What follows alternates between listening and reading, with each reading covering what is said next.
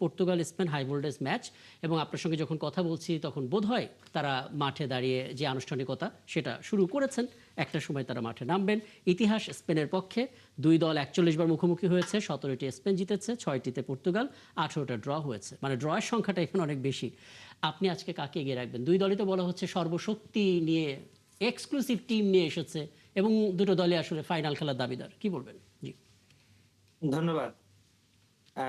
আজকের এই ম্যাচটা ঘিরে অনেক দর্শকের আগ্রহের জায়গা আমরা দেখতে পাচ্ছি, স্পেশালি যেখানে ক্রিস্টিয়ানো রোনালদোর মতো জি, লিজেন্ডারি প্লেয়ার রয়েছে। তো আমাদের বাংলাদেশের আগ্রহের জায়গা অনেক বেশি, জি। কারণ আপনি জানেন যে ক্রিস্টিয়ানো রোনালদো কিন্তু একটা বড় ধরনের ভক্ত এই বাংলাদেশে রয়েছে। এবং আমি যদি দুইটা ম্যাচের পর্যালোচনা করি, সেক্ষেত্রে স্পেন বা পর্তুগালের আছে কে এগিয়ে রাখবো আপনি বলছিলেন। জি, স্পেন দেখেন, স্পেনের এই ওয়ার্ল্ড কাপের ২০২৬ যে বর্তমান পারফরমেন্স, আমরা যদি অ্যাকসেপ্ট দা ফার্স্ট ম্যাচ, প্রথম ম্যাচে তারা ক্যাপ ভার্দের সাথে গোল শূন্য ড্র করেছিল এবং সেটা অনেকটা হতাশার ছিল। পরবর্তী সময়ে কিন্তু তারা ঘুরে দাঁড়িয়েছে এবং পরবর্তী যে ম্যাচগুলো খেলেছে তারা কিন্তু তাদের যে নামের সুবিচার সেখানে পর্তুগালেরও কিন্তু প্রথম ম্যাচটা এমনই ছিল, হতাশাজনক। জি, হ্যাঁ। এবং পর্তুগালের যেখানে লামিন ইয়ামালের মতো তারকা রয়েছে, উঠতি তারকা, এবং কি বলবো যে সে পৃথিবীর one of the best striker জি, এবং বার্সেলোনায় খেলে আপনি জানেন। তো এট দ্য সেম টাইম এখানে ক্রিস্টিয়ানো রোনালদো ভার্সেস তার একটা হাড্ডাহাড্ডি লড়াই আমরা হয়তোবা অপেক্ষা করছি দেখার জন্য দর্শক হিসাবে। তো সেইটা আমরা একটা লড়াই দেখতে পারবো। কিন্তু আপনি যদি কে এগিয়ে আছে এটা যদি উত্তর জানতে হয়, আমার কাছে মনে হয় যে পর্তুগালের চেয়ে কিছুটা হলেও স্পেন এগিয়ে থাকবে। এবং পর্তুগালের যে আমরা কয়েকটা ম্যাচ দেখেছি জি, সেখানে কিন্তু তাদের খুব বেশি পারফরম্যান্স আমরা আ যেটা আশা করেছিলাম সেটা আমরা দেখতে পাইনি। স্পেশালি তাদের যদি মিডফিল্ডের কথা বলি, জি। মিডফিল্ড কিন্তু খুব বেশি জ্বলে উঠতে পারেনি। যদিও তাদের প্রত্যেকটা প্লেয়ার ইউরোপের টপ টায়ারে খেলে এবং সবাই কিন্তু অনেক, কি বলবো, যে হাই প্রোফাইল প্লেয়ার। আ তো আমার কাছে মনে হয় যেহেতু এটা নকআউটের খেলা জি। এবং নকআউটে কেউ কিন্তু ছেড়ে কথা বলবে না। কারণ হারলেই কিন্তু বিদায়। সেই ক্ষেত্রে আমার কাছে মনে হয় দুটো টিমেই আসলে চেষ্টা আসলে করবে। মানে স্পেনকে সবাই এগিয়ে রাখছেন। যারা আসলে যেকোনো ক্রীড়া বিশ্লেষকই আসলে ম্যাচ অ্যানালিসিস করে স্পেনকে এগিয়ে রাখবেন। কিন্তু মুশকিল হচ্ছে এটা যেহেতু একেবারে নকআউট পর্ব, কাজে প্রত্যেকে আসলে বাড়তি একটা ফোর্স নিয়ে খেলবেন। আমি একটু মাননীয় সংসদ সদস্য আপনার কাছে আসতে চাই। মানে আপনার প্রথমত কোন দলের সাপোর্ট একটু বলবেন। যদি বলতে না চান অন্তত একটু বলবেন তারা এখনো আছে কিনা ওয়ার্ল্ড কাপের ম্যাচগুলোতে। বলতে দ্বিধা নেই। জি, আমার দেশ যে আর্জেন্টিনা জি। বাংলাদেশকে চিনে না। আমি আচ্ছা, মারাডোনার মুখে আমি শুনেছি বাংলাদেশের একটা দেশ, জি, এই দেশ নাকি আমাদের জন্য পাগল। জি, এই যে ব্রাজিলে কালকে একটা ঝড়, মানে একটা থেমে গেল। তা আমার বাংলাদেশটা কিন্তু দুই ভাগে বিভক্ত, যেমন আবাহনী মোহামেডান ছিল, আমার দেশটা ওরকমই আর কি। একদম। তো ব্যক্তিগতভাবে আমি ম্যারাডোনা এবং এখন তো লিওনেল মেসিকে আমি অবশ্যই মানে আউট অফ মানে অল কোশ্চেন, তাকে তো আমি ওইভাবেই মেধাবী মনে করি। জি, আমি তাকে সাপোর্ট তো করবই। জি। এখন আজকের যে খেলাটা ওইটা নিয়ে আমি কথা বলি, বিশেষ স্পেন করে আর পর্তুগাল, একটা জি। উদিত সূর্য যেটা স্পেনে খেলে, যে লামিন ইয়ামাল, ইয়ামাল, যেটা জি, ও তো 18 বছর একটা টকবক একটা তরুণ। জি, তার পারফরমেন্সটা অন্য ধরনের হবে। সে এইখানে তার সবকিছু তার সামনে, ইতিহাস তার সামনে। আর এটা তো অস্তগামী সূর্য, ক্রিস্টিয়ানো রোনালদো, সে কতটুকু পারফর্ম করতে পারে, তবে এটা দেখার বিষয়। তবে পৃথিবীর এই পর্যন্ত যতগুলো খেলা আমরা যতটুকু দেখলাম, সেখানে যেহেতু জার্মান চলে গেল, বিদায় হয়ে গেল, আবার ব্রাজিলটা বিদায় হয়ে গেল, এখন সামনের যে খেলাগুলো হবে সেটা দেখবেন ফ্রান্স, স্পেন, ধারাবাহিকভাবে আর্জেন্টিনা এবং ইংল্যান্ড, এগুলোর মধ্যে মনে হয় যে আমাদের রেজাল্টটা আমাদের মানে অপেক্ষা করছে। তবে বাংলাদেশের মানুষ, আমাদের তো আনন্দ বিনোদনের কিছুই নেই, তো যেইভাবে সারা বাংলাদেশের মানুষ, আমি আজকে একটা বিদেশ থেকে আসলাম, ওই দেশে আমি খুব চেষ্টা করেছি ভোরবেলা আমি একটা খেলা দেখতে, খেলাই দেখতে পারলাম না, সেটা ব্যাংককে।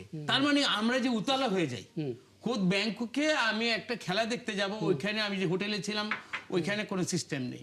তারপর ওইখানে যে বারগুলো খেলা হয় রাত্রেবেলা, দেখি যে ওইটা তো ওরা ঘুমাচ্ছে, মানে ওরা খেলার ইন্টারেস্টেড না। কিন্তু বাংলাদেশের মানুষ আসলে আমাদের বিনোদনের তো কিছু নেই।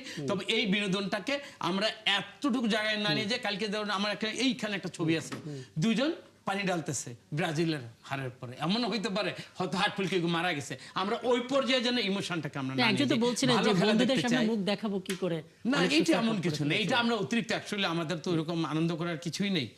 আমরা ওই জায়গাটা এতটুকু লিমিটের মধ্যে আমরা থাকি যে আমরা একটা ভালো খেলা উপভোগ করি, এবং এই খেলার মাধ্যমে বাংলাদেশের যে ফুটবলের মান অতিকে যেন আমরা একদম কিছু একদম মানে ভালোবাসার একটা পরিসীমা থাকা দরকার। আমি ছোট করে একটা মন্তব্য নিতে চাই সোহরাব হাসান। আমি তো আজকের ম্যাচ নিয়ে আপনার প্রেডিকশন তো জানবো, আপনি আর্জেন্টিনার সাপোর্টার, সেটা ঐতিহাসিকভাবেই সবাই জানে।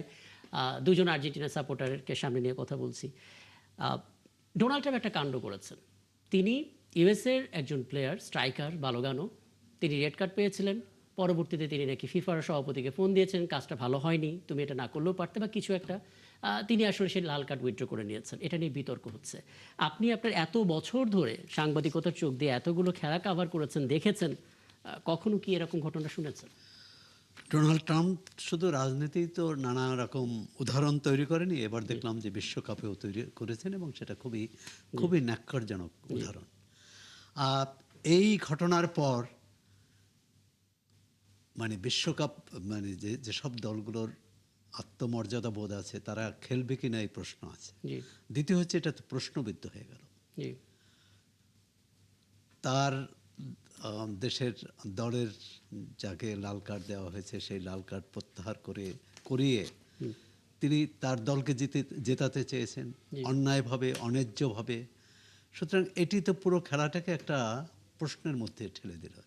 এখন যুক্তরাষ্ট্রের ক্ষমতা আছে, ডোনাল্ড ট্রাম্পের আরও বেশি ক্ষমতা আছে, মানে যেটা করেছেন এটাই নিন্দনীয়। আমি এই প্রশ্নের ব্যাপারটা একটু যেমন ধরুন আপনার যেহেতু আপনি আমাদের জাতীয় দলের গোলকিপিং কোচ, আপনি আসলে এই ফিফার অ্যাক্টিভিটি, তাদের রেগুলেশন খুব ভালো মতো জানেন। মানে ডোনাল্ড ট্রাম্পকে এই কাজটা করতে পারেন, যদি তিনি এই কাজটা করে থাকেন, ফিফা সভাপতি যদি তার কথা বেড়ে থাকেন, তিনি যদি লাল কার্ড উইথড্র করে নেন, তাহলে তো পুরো বিষয়টা একটা বিতর্কের জন্ম দিল, এবং এখন থেকে বহু বছর পরে গেলে ওই 2026 ওয়ার্ল্ড কাপ নিয়ে কথা উঠবে। কি বলবেন? না, এটা আমরা আসলে গণমাধ্যমে দেখেছি, এবং গণমাধ্যমে এটা নিয়ে অনেক আলোচনা বিতর্ক চলছে। কিন্তু ফিফার সবচেয়ে আমার অবাক লেগেছে যে ফিফার এটা কিন্তু কোনো ক্লিয়ারিফাই করে নাই, এবং না। এইটার কিন্তু কোনো ডিটেল ব্যাখ্যা দেয় নাই। ফিফা শুধু বলেছে তাকে উইথড্র করা হয়েছে। সো এটা আমার কাছেও অনেক একটা বড় প্রশ্নের জন্ম দিয়েছে। তো ফিফার মতো একটা প্রতিষ্ঠানে যদি কোনো বলবো যে কোনো দেশের বলবো যে প্রেসিডেন্ট যদি এটা ইনফ্লুয়েন্স করে, সেটা আমাদের ফুটবলের জন্য একটা অনেক বেশি বলবো যে ক্ষতি করেছে। এবং এই ধরনের রাজনৈতিক যে কোনো ব্যক্তি থেকে কিন্তু স্পোর্টস আলাদা। তো সেইটা আমাদের সবসময় মাথায় রাখতে হবে। এই ধরনের যদি বলবো যে কিন্তু কিন্তু তাদের দেখুন, হস্তক্ষেপ ফিফা করা হয়, সভাপতি এর আগে সেটা দুটো ফুটবলের বিতর্কের জন্য জন্ম দিয়েছিলেন। প্রথম বিতর্ক ছিল তিনি ডোনাল্ড ট্রাম্পকে শান্তি পুরস্কারের কথা বলেছিলেন, এবং তিনি আর্জেন্টিনার সাথে কেপ ভার্দে খেলার সময় তিনি বলছিলেন যে আর্জেন্টিনা যখন গোল খাচ্ছিল আমি অনেক ভয় পাচ্ছিলাম। পরে আবার তিনি বলেছেন না, আমি নিরপেক্ষ। মানে বিভিন্ন সময় বিভিন্ন মন্তব্যগুলো তাকে বিতর্কিত করছে কিনা খোদ। আমি একটু 30 সেকেন্ড। হ্যাঁ, তো ভাগ্য ভালো, মাত্র ওই যে মানে উইথড্র করতে বলেছে রেড কার্ড, হ্যাঁ। দুদিন পরে তো বলতে পারে যে আমার দেশে খেলা হচ্ছে, চ্যাম্পিয়নশিপটা আমার ডিক্লেয়ার করে দাও। মানে এইটা করার জন্য অপেক্ষা করতে হবে কিনা সেটা ভাই উত্তর দিক প্লিজ নুরুজ্জামান নয়ন। না, এইটা তো পাগলামি ছাড়া কিছুই না। এখানে আসলে ডোনাল্ড ট্রাম্প তো পুরা পৃথিবীব্যাপী বিতর্কিত একজন মানুষ আমি বলবো। তো আসলে এই স্পোর্টসে আসলে তার ইনভলভমেন্ট এই ধরনের হওয়া উচিত না, এবং আমি বলছি ফিফার যে প্রেসিডেন্ট আছে ওনারও অ্যাকসেপ্ট করা উচিত না এই ধরনের বক্তব্য। তো আমরা চাই যে ফুটবল একটা সুস্থ বিনোদনের মাধ্যম। এখানে দলমত নির্বিশেষে সবকিছুর বাইরে শুধু ফুটবলই থাক, এখানে কোনো রাজনৈতিক ব্যক্তিত্ব বা অন্য কোনো মাসেল পাওয়া একদম যাবে এই না। প্রত্যাশা এটাই নিয়ে আমরা আজকের একাত্তর জেলাটা শেষ করি, যেহেতু রাত প্রায় 1টা বেজে গেছে, একটু পরে খেলা শুরু হবে। এবং আপনাকে অনেক ধন্যবাদ, আপনার সবাইকে ধন্যবাদ আমাকে সময়টা দেওয়ার জন্য। দর্শক আপনাদেরকেও ধন্যবাদ। আগামীকাল দেখা হবে নতুন ইস্যু নিয়ে 71 জানালে। থাকবেন আমাদের সঙ্গে।